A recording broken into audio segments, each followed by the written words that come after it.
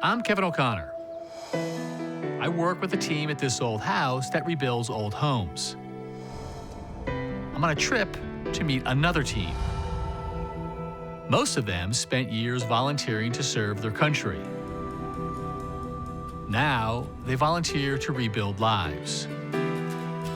When people run away from disaster, these are the men and women who run towards it. Their mission is to help the neediest. They call themselves Team Rubicon.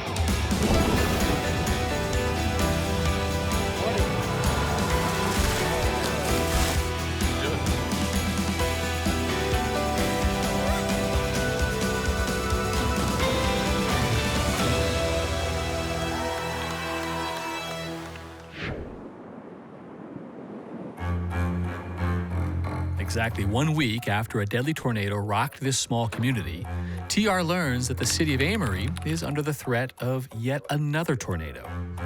Of course, gray shirt safety is of prime importance.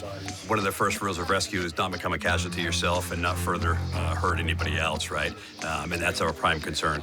All right, if you could all listen up, please. There's a serious tornado headed this way. I need everybody to pack a go bag with minimum essentials, which include... We're just trying to anticipate the worst and hope for the best. Good to go.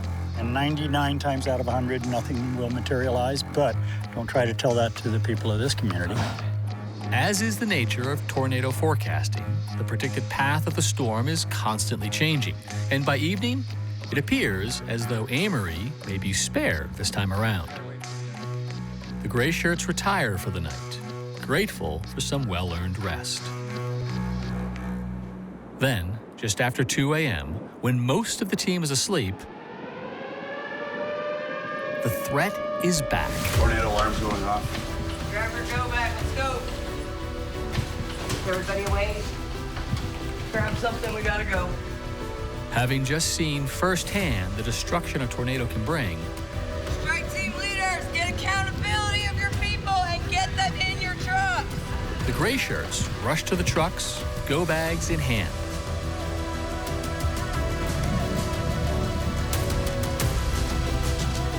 The plan is to drive with their strike teams to the community storm shelter a mile away. The shelter is the local high school gym that was designed to withstand the winds of an EF5 tornado.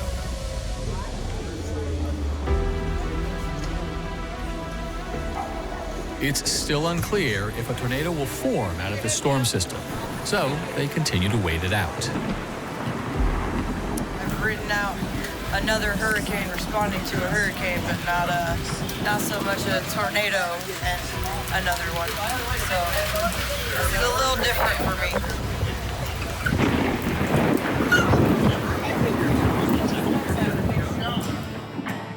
By early morning, the latest tornado threat subsides once again, this time for good. The storm that triggered this morning, it was all radar indicated. As far as I know, there was never anything on the ground. But it's like I told everybody when we did our briefing, I'm going to err on the side of caution. It's time to go back and lay there and think, I got to sleep, I got to sleep, I got to sleep.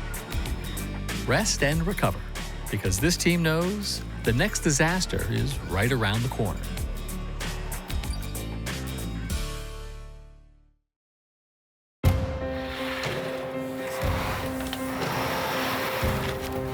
This season, Team Rubicon's gray shirts are spending a lot of time on the West Coast, responding to communities dealing with record flooding, snowstorms, and mudslides,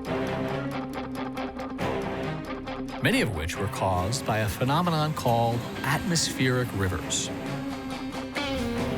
You may have never heard of an atmospheric river before, but they are more common than you might think. What are they, and how are they different from actual rivers? For answers, we went to Eric Fisher, Chief Meteorologist at WBZ News. Yeah, they're very similar. I mean, you can see why the resemblance. Basically, you have a stream, large area of water that's traveling for a river. Atmospheric rivers are also usually fairly thin, but very long. They can be a few hundred miles wide, but up to thousands of miles long. And they're highly concentrated areas of moisture. And at any given time, there might be 4 or 5 of them across the planet. So how do they form exactly? Like so many other weather systems, atmospheric rivers are born in warm waters. So you think of them as little tendrils that are coming up out of the tropics. They're focused areas where warm, moist air is evaporating off the ocean surface and creating these rivers. And then where do they end up? They get tied into storm systems. It's hard to believe, but atmospheric rivers can hold just as much volume as the largest rivers on the planet, like the Nile or Amazon. But instead of being on the ground, they're a few thousand feet up in the sky in the form of vapor.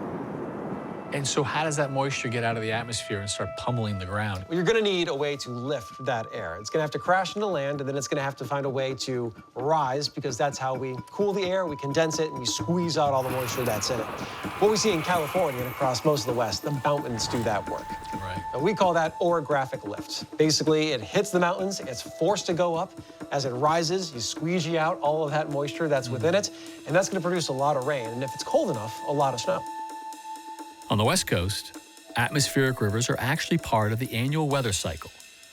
But this year, it's been a little different. Atmospheric rivers make up 50% on the average all the year's water for California and many of the western states. You need atmospheric rivers. They're important for the cycle of living there. And of course, the big story up until now has been drought. It's been so severe. So you want all the water, but how is it all going to come? You want it to be a little bit more spaced out, but this year we've seen them nonstop. Atmospheric river events tend to be more rain than the big snow totals like we've seen this season, but we've had the right pattern where cold's been leaking down out of western North America, and so we've had this combination of cold air and all that moisture, and that's produced these prodigious off-the-charts snowfall totals. Is all of that water coming out and all of that snow melting? And it's just a question of whether it comes in a big swell or if it comes orderly. Most of the snow that falls will melt away. And so if that comes with heavy rainfall continuing, we're gonna have big problems in California.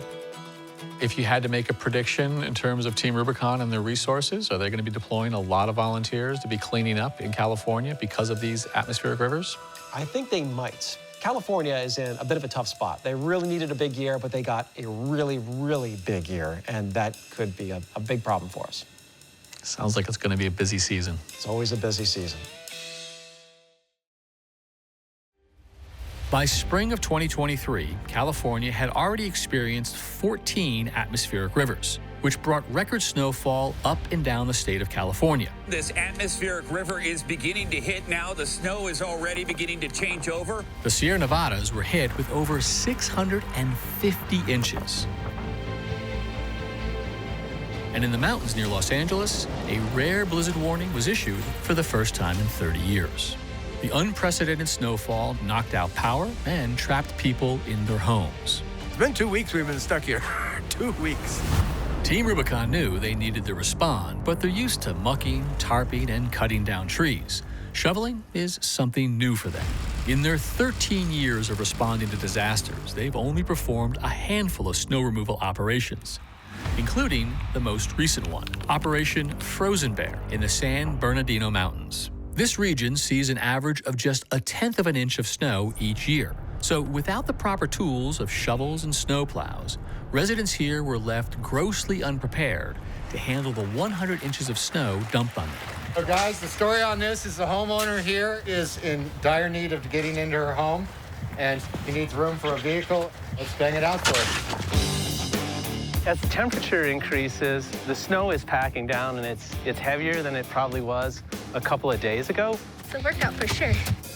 But now that it's a bit compact, we're able to cut away at it, throw it over the side of the driveway here where it'll just go down the hillside. There you go. Art Dela Cruz, the CEO of Team Rubicon and a California resident, jumped in to help. I don't know if anything's ideal when it comes to removing tons of snow, but it certainly is better than leaving it here so the homeowner can't get into their house. We've got a great team with a ton of energy, and I think we can make pretty short work of this. We're good. This is the ground. Cool.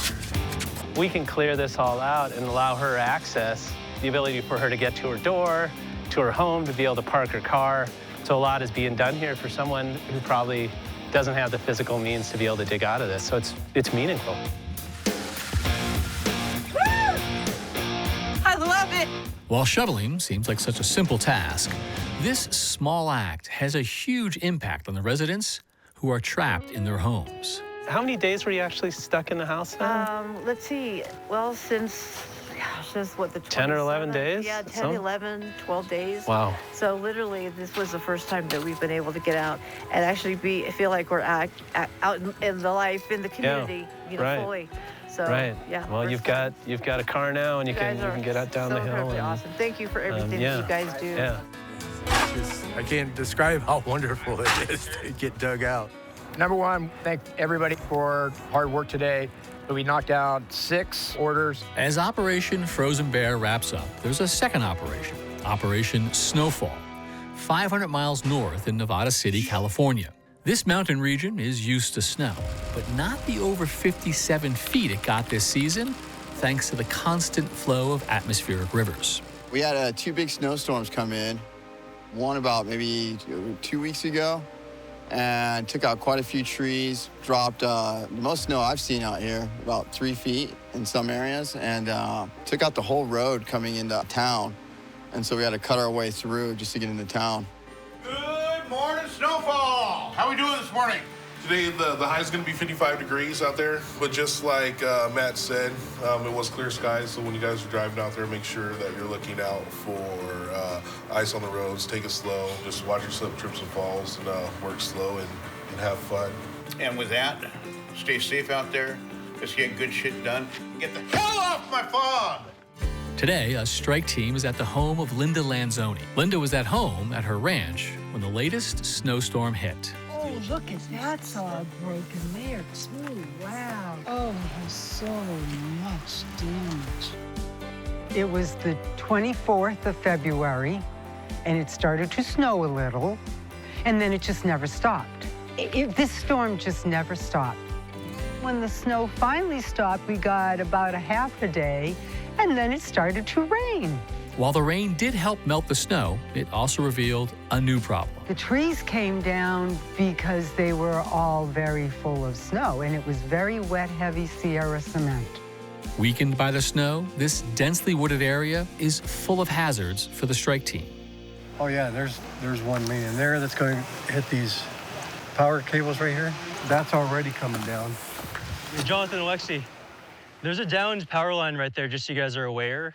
Try to stay, on this side of the road. As the team watches for downed power lines and trees, strike team leader Jonathan Land walks the property with Linda to assess the damage. Up until really today, I haven't been able to look at anything.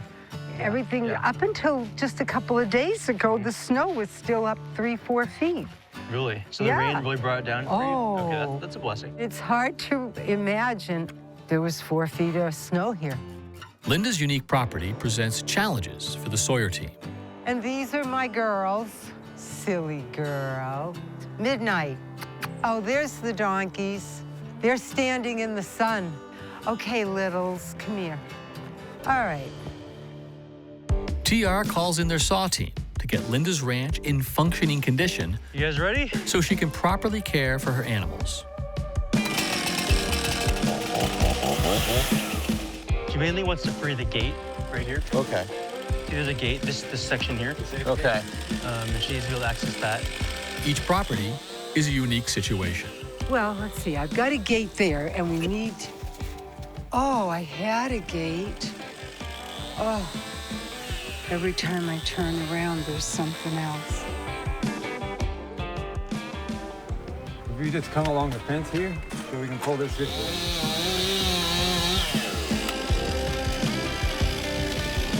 We'll put all this right down there. You can? Oh, sure. Okay.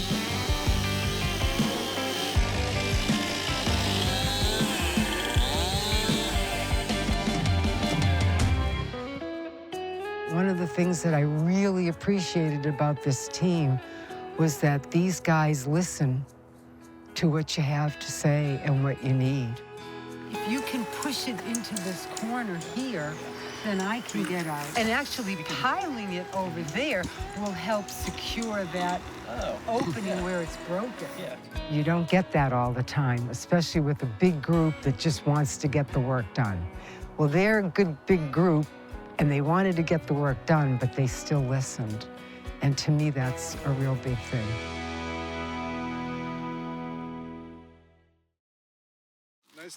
Spend some time with Team Rubicon gray shirts, and you start to hear a familiar story. I'd come out of the military. I'd spent a career in public service. I went from that to what do I do next? And that's freaking scary. I had lost my voice. I had lost my voice in my transition. A lot of people had these muscles that they build as they lead a squad, or they have these immense responsibilities at a young age. And sometimes when they make the transition, those things are missing. A transition to civilian life that can be a struggle for so many veterans. And so the Clay Hunt Fellowship was born, a 6-month paid program that aims to support Team Rubicon veterans in need of help, named for one of its founding members. They have an opportunity again to reignite that fire in them to serve. Becoming part of the very fabric of the organization. I have a special skill set that the United States government paid a lot of money to train me with, so might as well use it. I first met Clay when I got to my infantry platoon back in 2006, and just quickly became fast friends. You know, we deployed to Iraq about a year later. I ended up getting selected into the sniper platoon on my way back from Iraq. So the moment that the sniper platoon opened up another selection, Clay tried out and got selected into the platoon, and we got sent to sniper school together. Brothers bonded in service. So when an earthquake leveled the country of Haiti in 2010, Jake felt a calling to help. Clay was the first phone call that I made when I was trying to get someone that I knew and trusted to go with me down to Haiti. Buddy was my best man at my wedding. He's been my best friend for the last few years. Got to be here. Here to help. I'll be here till he goes home. And I still want to be help. And stayed with us down there for a long time. That building right there, we could even set something up on the roof of it so we could have air. I got a phone call from Houston, and as soon as I picked it up, a woman on the other line said, "Jake Wood?" And I said, "Yes." She goes, "Please hold for Stacy Hunt." Stacy was Clay's dad. And before Stacy got on the line, I knew that he was going to tell me Clay was dead. Clay Hunt died in March of 2011, becoming one of the more than 6,000 veterans to die by suicide in this country every year. He was just 28 years old. My body went numb and went through all the emotion you can imagine: disbelief, rage, sadness, grief. It took a while for me to bounce back from that. Yeah, it took a while.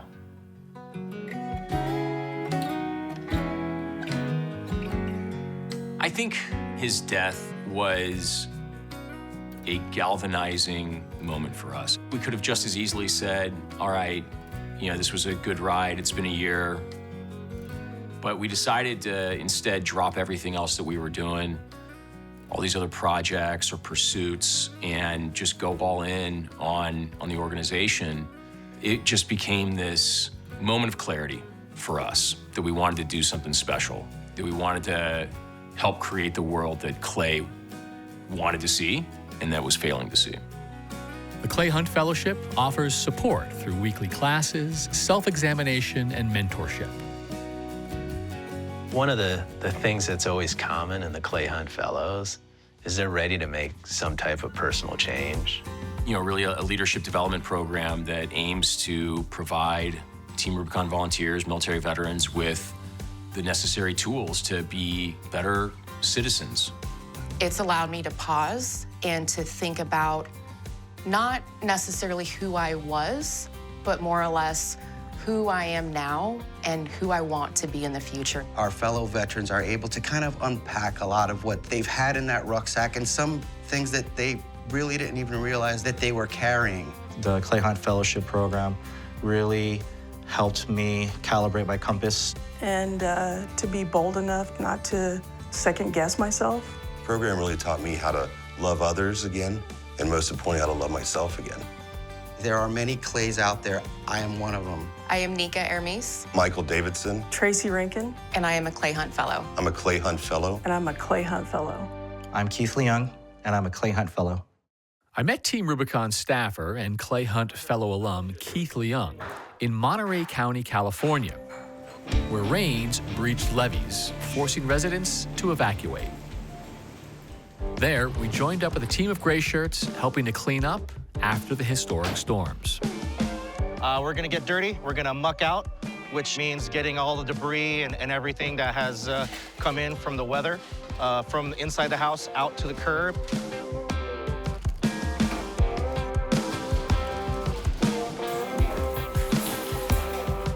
For Keith, this is an opportunity not only to volunteer again, but also to share what he's learned as a Clay Hunt Fellow. The aim and goal of the program is to really increase engagement as well as help our veterans learn more about themselves.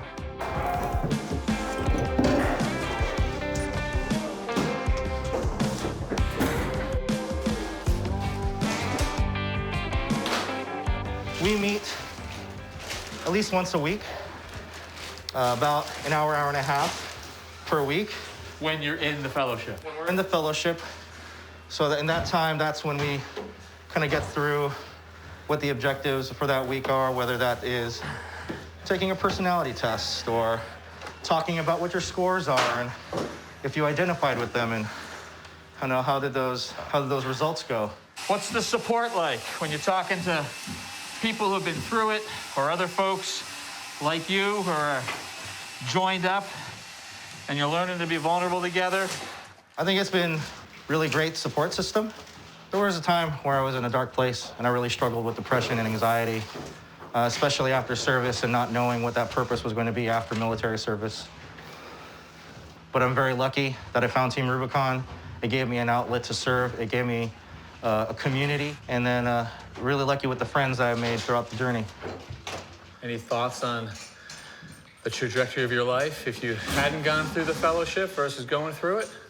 I think I'd probably still be wondering, maybe a little bit lost, but the program has definitely given me a map and compass to work with so that I can, be more thoughtful about what I want to do moving forward and with my plans. Good. Well, I'm glad you're not lost, and I'm glad you're with us. Thank you. Pleasure working by your side. It was great. Thank you. All right, let's get this out of here. On this operation, I learned that for Team Rubicon, the mission to help, serve, and support communities starts with their own.